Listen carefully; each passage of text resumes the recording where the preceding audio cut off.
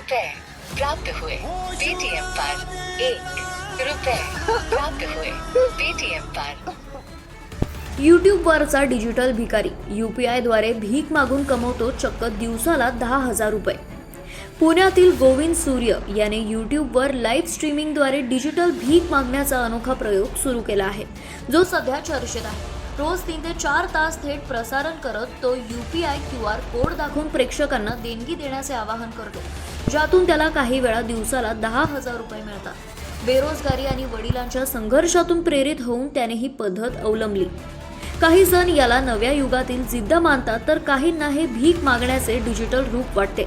या प्रकाराने YouTube पैसा कमवण्याचे नवे रूप बनले असून समाजात याबाबत सावधगिरीची गरज व्यक्त होत आहे।